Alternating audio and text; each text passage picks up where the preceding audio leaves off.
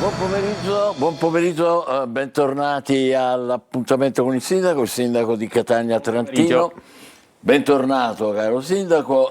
Calcinacci che si staccano da Porta Garibaldi a Catania, luogo simbolo, l'area è stata transennata, non si esclude l'ipotesi, l'abbiamo detto anche al telegiornale, di un raid vandalico. Adesso vediamo un po' i particolari. È uno dei luoghi simbolo di Catania e forse il simbolo che la città non sta attraversando un periodo splendente. Di fatto, le transenne che vedete non delimitano questa volta un'area di cantiere, ma sono state collocate per la caduta di calcinacci dal prospetto laterale della Porta Ferdinandea o Porta Garibaldi. Chi passa sotto l'arco lo fa velocemente, forse per paura di altri crolli. Il monumento appena ristrutturato e già siamo peggio di prima. Vuol dire che quando hanno fatto i lavori non hanno controllato questi lavori. Aunque sea nuovo. ¿A quién pertenece? ¿Quién es responsable? In molti puntano il dito sui lavori, 400.000 euro con fondi PNRR. Non può succedere cagate in questo monumento perché non è stato controllato, battuto per vedere se c'erano dei distacchi. Ma non si esclude l'ipotesi di un atto vandalico o addirittura che qualcuno possa aver esploso colpi d'arma da fuoco con i proiettili che potrebbero aver sfaldato una parte delicata del monumento. Ricordiamo che nelle scorse settimane alcuni strani episodi avevano coinvolto attività commerciali della zona. Sulla vicenda sono in corso delle verifiche, in ogni caso si rende necessaria un'adeguata ricognizione dell'arco. Chiedo urgentemente una ricognizione di tutto il monumento così da evitare che si stacchino altri pezzi, perché qui vengono turisti residenti che vengono a vedere e stare vicino al monumento e ci potrebbe fare male qualcuno, non è consentito. Ben visibili anche tracce di vernice gialla e pezzi di legno poggiati alla base della Porta Ferdinandea. Sindaco, allora che cosa potrebbe essere successo? Possibile che qualcuno abbia preso di mira la Porta Garibaldi sparando magari, che ne so? Mi guardo bene dal ipotizzare cause perché sarebbero solo pure illazioni. Stamattina mi diceva l'architetto Persano che hanno già incaricato un docente universitario di Palermo per una verifica con i droni affinché si possa comprendere se ci sono altri problemi su cui intervenire, nello stesso tempo individuare le cause di questo distacco. Non sappiamo se siano cause dovute ai lavori compiuti o a qualche altro problema, però verificheremo subito. Non drammatizziamo, anche perché comunque ricordo che partiranno presto i lavori per la parte occupata in questo momento dalle auto. E comunque è stata tutta transennata, certo, l'area, ampiamente sì. Transennata. Vedremo quindi nelle prossime ore le cause di questi calcinacci. Adesso ci spostiamo, sindaco, a San Cristoforo, dove sono stati stanziati, vediamo qualche immagine intanto se volete, sono stati stanziati 21 milioni di euro, ecco qua, per la riqualificazione e la rigenerazione urbana. È il famoso decreto Caivano, di cui abbiamo parlato anche nei telegiornali, che può rilanciare questo storico quartiere. Parliamo di San Cristoforo ovviamente. L'obiettivo, sindaco, è di restituire dignità e sicurezza, no? A uno dei quartieri che sono più rappresentativi della città, giusto? Assolutamente sì, ma soprattutto l'obiettivo è quello di provare a motivare i cittadini, i residenti del quartiere a una sana e progressiva azione di rigenerazione che parta dal basso, perché se le istituzioni finalmente mostrano quel rispetto e quell'interesse che magari in passato non è stato così sufficientemente rivolto alla cittadinanza, forse loro stessi si possono mettere a quel punto dalla parte nostra, dalla parte della città, e dire beh, cominciamo anche noi a rispettare il quartiere. Non si tratta di interventi, stiamo parlando di un quartiere per la quale rigenerazione ci vorrebbe non meno di 1 miliardo di euro. Sono 21 milioni di euro, però abbiamo noi previsto e individuato alcuni interventi che hanno un valore significativo, su Via Playa, sulla scuola, perché la scuola Dusme Doria, dove in questo momento studiano questi ragazzini di elementare e media, è una scuola che veramente presenta tutta una serie di deficit anche strutturali, oltre che un degrado, per cui chi esce da quella scuola non è che può immaginare scenari virtuosi. Nel momento in cui noi andiamo a realizzare un nuovo istituto assolutamente non solo bellissimo dal punto di vista architettonico, ma con strutture sportive, con palestra. Speriamo che i gruppi... sarà quindi ex novo, rifatto? Assolutamente nuovo, sì, è 100 metri più sotto, all'ex conceria. Dopodiché quello preesistente, quello tuttora esistente, diventerà, una volta riqualificato, un centro di servizi sociali, ma la scuola io penso che inviterai gli studenti, i ragazzi ad andare, perché sarà veramente accogliente come probabilmente non si è mai visto in città. Beh, cominciare da lì è certamente importante, proprio per quello che diceva lei, la cura, prendersi cura. Esatto, Di la un cura quartiere e il gioco di squadra. deve essere curato, però ecco perché Certo, ecco perché c'è il decreto Caivano. Va bene, poi passiamo a un altro argomento, dobbiamo andare a Piazza Battiato, perché dopo il servizio di domenica, ecco, che documentava l'ingiustificata presenza di famiglie, qui siamo appunto a domenica, non è stamattina, con bambini piccoli, sportivi, che frequentano Piazza Battiato, che tra l'altro è delimitata dal New Jersey in cemento, quindi è vietato, ecco, lo vedete, non dovrebbe entrare nessuno. Il comune ha emesso un'ordinanza che dispone il divieto di transito nella piazza devastata, ricordiamo, dal ciclone Harry. Provvedimento necessario per tutelare l'incolumità pubblica, no? Sindaco, messa a repentaglio da una serie di pericoli. Capisco la voglia di, come dire, stare all'aria aperta, però, come dire, c'è tutto un limite, no? Ma la cosa più importante è che oltre che disporre un qualcosa che ci permetta di intervenire, perché tutto è nato da una polemica sul fatto che ci fosse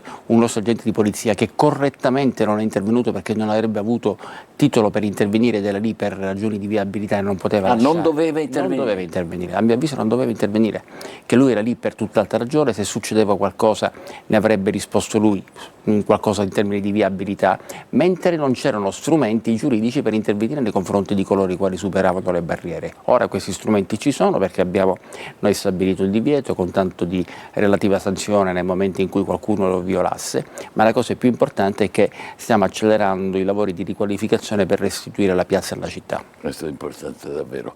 Allora, adesso ci trasferiamo a Torre del Vescovo, dove le immagini, queste sì, sono di stamattina, davanti al monumento di origine medievale sono stati trovati rifiuti, lastre di vetro, pezzi di vetro, lastre anche grosse e persino un lavandino. E quindi ora vediamo il servizio, indovini di chi, caro Tonino sindaco? De Mana. Tonino De Mana, prego. Un monumento al degrado e all'incuria, altro che fortezza medievale, altro che attrazione turistica. Torre del Vescovo, l'unica cosa che attrae sono gli incivili, pronti a scaricare di tutto davanti a quel che resta delle antiche mura poste a difesa della città. Una discarica nel cuore di Catania, in un itinerario turistico che a questo punto dovrebbe essere rivisto per evitare di mostrare simili cartoline. In bella mostra, davanti all'inferriata arrugginita, si notano grosse lastre di vetro, bidoncini, rifiuti di ogni genere e persino un lavandino distrutto. Io sono della Galizia, di una parte della Spagna, e la verità è che mi dispiace vedere così sporco questo monumento. Sollecito e invito il comune a, come dire, prendere posizione e comunque riuscire a salvaguardare questi luoghi che abbiamo. Cosa pensano di Catania quando tornano in patria? No, vedendo questa sporcizia si fanno, diciamo, un resoconto. Però Che resoconto si fanno? della sporcizia che c'è. Però io penso una cosa, che anche loro a volte lasciano delle bottiglie, delle cose in giro. Quindi non è solo colpa dei catanesi? No, anche di loro, anche di loro. Ma il lavandino non ce l'ha messo il turista lì? No, penso di no. No. Storia oltraggiata, memoria dimenticata in una zona altrettanto dimenticata, con la piazzetta trasformata in una giungla dove il verde è soltanto quello incolto di una vegetazione più che spontanea. Sindaco, Torre del Vescovo. Credo che stamattina sono già intervenuti perché l'avevo visto anche io passando e quindi avevo chiesto di rimuovere subito quella condizione di oggettivo degrado. Quindi credo che abbiano già rimosso i rifiuti e non so se ci sono anche elementi per individuare chi possa essere stato l'autore di questo scempio, che perché parrebbe che là ci sia uno di quelli che esercita queste attività di illegale sgombero. No, siete sempre solerti voi, ci date anche le giuste dritte. Quindi perché pare che là ci sia uno sgombero cantine che potrebbe anche essere l'autore di quel che voi avete visto, di quel che tutti abbiamo visto. Anzi, da questo punto di vista io invito i cittadini che devono disfarsi di roba vecchia che non devono utilizzare più, di non chiamare mai questi sgombera cantine, perché gente che viene, si prende 50 euro e poi dissemina per il territorio comunale quel che vi hanno levato. Quindi arrechiamo un doppio danno alla città. Ci sono gli strumenti per liberarsi di quel che si vuole, si chiamano si chiamano gli operatori per la rimozione dei rifiuti, le ditte che provvedono alla raccolta dei rifiuti, e si cerca con loro, ci sono i centri comunali di raccolta, però poi nel momento in cui agiamo in altro modo non lamentiamoci per quello che vediamo, perché è la conseguenza naturale. Bisogna usare l'app, giusto? Sì. Ecco. Torniamo al mare, Sindaco, che è una risorsa che dovrebbe essere sfruttata e che invece mostra alcune criticità. Poco fa ne vedevamo alcune. Sono pochi gli accessi al mare e sappiamo che lei ha individuato, avrebbe individuato una soluzione. Ci dice in anteprima qual è? Sì, chiaramente non è per questa stagione estiva, perché non ce la facciamo.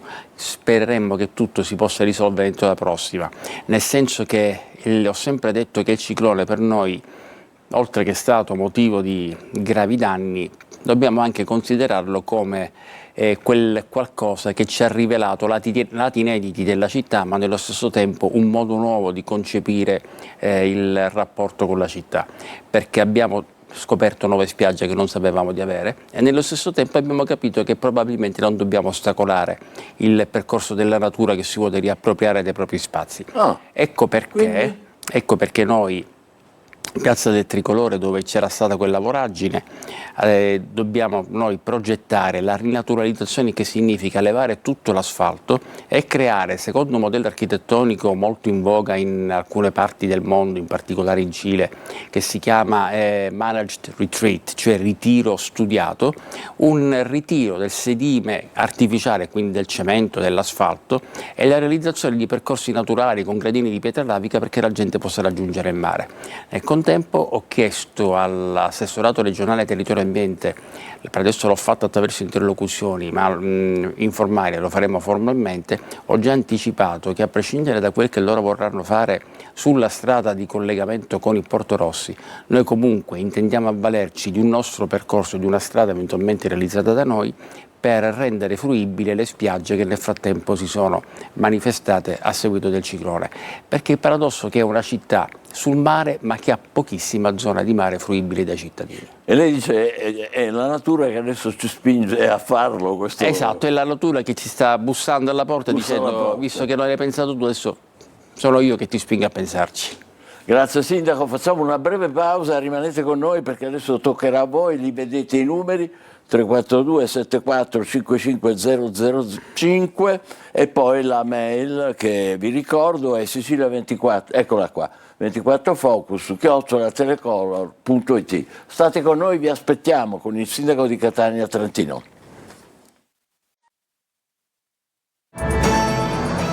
Riprendiamo l'appuntamento con il sindaco di Catania Trentino, che ringraziamo ancora per essere con noi. Tocca a voi, vedete lì sulla destra il numero di WhatsApp. Ecco il primo, buongiorno. Perché non installate i paletti contro le automobili parcheggiate sui marciapiedi, come a Milano? Perché prima dovremmo fare i marciapiedi, nel senso che la condizione dei nostri marciapiedi è pietosa. L'abbiamo detto più volte, lo ricordiamo. Noi abbiamo già un progetto esecutivo che potrebbe essere subito finanziato con 25 milioni di euro dalla Regione Siciliana. La verità è che stiamo presentando mi si perdoni l'espressione, una lista della spesa alla Regione Siciliana molto corposa e quindi dobbiamo capire quali di questi interventi ci verrà finanziato. Ma quello sui marciapiedi per me diventa uno di quelli più importanti, di quelli prioritari, perché avere dei marciapiedi fruibili significa garantire l'accessibilità e l'inclusività, soprattutto a chi non è autosufficiente, penso alle persone in carrozzella, penso ai bambini in passeggino. Dopodiché nel rifare i marciapiedi abbiamo già immaginato, come ci sollecitava giustamente questo ascoltatore, la realizzazione di paletti, perché purtroppo a volte la civiltà bisogna istradarla anche con delle pratiche che impediscano ai furbi di fare quello che vogliono. Pertanto dobbiamo impedire che parcheggino sul importante questo. Andiamo avanti. Per ridurre il traffico attorno all'aeroporto non si potrebbe incentivare l'utilizzo del treno, magari potenziando le frequenze? Giustissimo quesito. Io proprio l'altro ieri, lunedì, ho chiesto all'assessore alle infrastrutture regionale Enrico a che punto fossimo con una richiesta che gli ho rivolto circa un anno e mezzo fa, per aumentare il contratto di servizio con Trenitalia o Ferrovie dello Stato, non ricordo male chi sia quale dei due enti, sulla dorsale ionica, e quindi permettere più treni fra Giarra, Ciriale e Catania, e di conseguenza che arrivino all'aeroporto, perché a quel punto sarebbe un sistema di metropolitana leggera che permetterebbe di avere alla gente che abita lì di venire da noi senza bisogno di prendere l'auto privata. Dopodiché proprio ieri abbiamo avuto una riunione perché l'aeroporto oramai è al collasso sotto l'aspetto della viabilità. Stiamo individuando una possibile soluzione che vogliamo percorrere, vogliamo mettere in pratica, e che prevede l'uscita degli autobus direttamente su via Fontana Rossa, quindi destinando una delle 3 corsie al traffico veicolare, l'uscita dall'aeroporto, ma solo per gli autobus e per i mezzi pesanti, e in questo modo alleggeriremo il traffico tutto attorno. Ci sono al vaglio numerose soluzioni, cerchiamo di capire come possiamo fare, perché il vero problema a Catania è il carico di automobili in una città che non può più sostenere tutte queste macchine. Oggi mi diceva un signore in un bar, giustamente, a Catania ci sono più automobili cachistiani, e purtroppo è vero. Ho l'impressione che non sbagli tanto. Assolutamente. Va bene, vediamo ancora se ci sono altri messaggi. Sì, l'Argote è una abbandonata, sporca, piena, scusate, mi spiego perché devo cercare di leggere bene, abbandonata, sporca e piena di spazzatura, chiediamo pulizia e più controllo, grazie. Ci sono stato stamattina, evidentemente ero distratto perché non mi sono accorto di questa condizione, traggo tesoro da questa segnalazione e chiederò di intervenire. Molto bene, grazie. Andiamo avanti, se ce n'è ancora un altro. Buongiorno, gentilmente volevo sapere se a livello comunale c'è la rottamazione quinquies per la Tari per chi non ha pagato, quando sarà disponibile. Mi pare che ne avevamo parlato, è Salvo da Catania che ci dice questo. Da noi si chiama definizione agevolata, non è una rottamazione, ma il risultato è lo stesso, sostanzialmente la stessa cosa. Stiamo limando alcuni aspetti, sicuramente inseriremo la Tari, inseriremo mi pare anche l'IMU, le contravvenzioni automobilistiche, non so se ci sono altri tributi che potremo mettere. Dobbiamo adesso passare dal Consiglio Comunale, perché è il Consiglio Comunale che si deve esprimere su questa nostra proposta, considerando che poi di fatto è una proposta regolamentare che incide sulle entrate comunali. Mi auguro che si possa prevedere un termine di rateizzazione non superiore alle 36-48 mesi, altrimenti vanificheremmo il risultato, però credo che questo sia un passaggio molto importante, perché consentirà, per l'attesa che sto riscontrando in città, consentirà l'ingresso di somme importanti che ci permetteranno poi finalmente di attivare alcuni servizi. La gente che si lamenta perché molte cose non vanno ha ragione, però se poi non si pagano i tributi, noi i servizi non li possiamo mai sostenere economicamente. Non si chiamerà qui rottamazione? Si chiamerà? Definizione agevolata. Definizione agevolata, occhio se vi no, ma che è chiaro che la comunicheremo con la Gran Cassa, ci saranno... Perfetto, sì. Siamo anche noi, siamo pronti. Buongiorno Sindaco, apprezzo molto il suo lavoro, ma questo è bello, ma le volevo segnalare lo stato di degrado in cui versa la via Barraco, giusto? Divenuta quasi una foresta con erbacce altissime. Grazie Stefano. Ora io non vorrei che il signor Stefano pensi che io dica sono passato qua, sono passato lì. Via Barraco ci passo di mattina. Molto, sì, abbastanza. Oggi devo dire che ho girato parecchio e in effetti mi ero accorto di questa condizione, probabilmente un poco trascurata, perché ci stiamo concentrando su un aspetto che magari non c'entra niente con siccome è un verde spontaneo, non è un verde coltivato, quindi stiamo noi proprio, ho chiesto sempre all'architetto Persano con cui mi sono visto per Porta Ferdinandea a che punto siamo per la conclusione del progetto su quell'altra corsia, stanno rimando alcuni dettagli con il verificatore. Il verificatore è questo soggetto, in questo caso si chiama Rinacek, una società che deve accertare che i calcoli strutturali siano corretti, visto che verrà realizzato un cavalcavia, e noi contiamo di andare in gara quanto prima. Impossibile dire se fra 10 giorni, 15 giorni, 20 giorni, ma mi dicono che siamo veramente addirittura d'arrivo. Quindi forse per questo... quello... Sì, in ogni caso adesso vediamo, perché non è che può rimanere in quella condizione, ha ragione a definirla una simil giungla, quindi un intervento deve essere compiuto, però è il risultato di quello che dicevamo prima. Noi sul verde siamo indietrissimo per la mancanza di risorse. Abbiamo dato adesso 1,5 milioni di euro in più a molti servizi per cercare di migliorare le condizioni di intervento, ma se tutti quanti facessimo il nostro dovere, o se una buona parte facessimo il nostro dovere pagando i tributi locali, tutti questi problemi non ci sarebbero, perché saremmo a quel punto nella condizione di intervenire attivamente su tutte queste verde, che peraltro stiamo continuando ad aumentare come densità in città, ma dobbiamo poi garantire anche la manutenzione. Appello ragionevole che lei trova che insomma, ha scarso ascolto oppure è in crescita, diciamo? No, allora la raccolta dei tributi non è tanto in crescita, assolutamente, però con la definizione agevolata sicuramente potremmo noi spingerci. Questo è importante. Andiamo avanti. Buongiorno, i residenti in via Armando Diaz aspettano ancora l'installazione di un semaforo pedonale. Via Armando Diaz. Allora, proprio oggi mi hanno detto che finalmente hanno completato la riparazione di quello in via Pacinotti. Per quanto riguarda via Armando Diaz è uno di quelli messi in lista, ma sono tanti quelli che possiamo fare e che dobbiamo fare, quindi chiaramente c'è un ordine da cui non voglio derogare, perché non posso mettere prima chi me lo chiede in televisione rispetto a quel che è già stato pianificato dall'azienda, visto che Quindi voi avete un piano?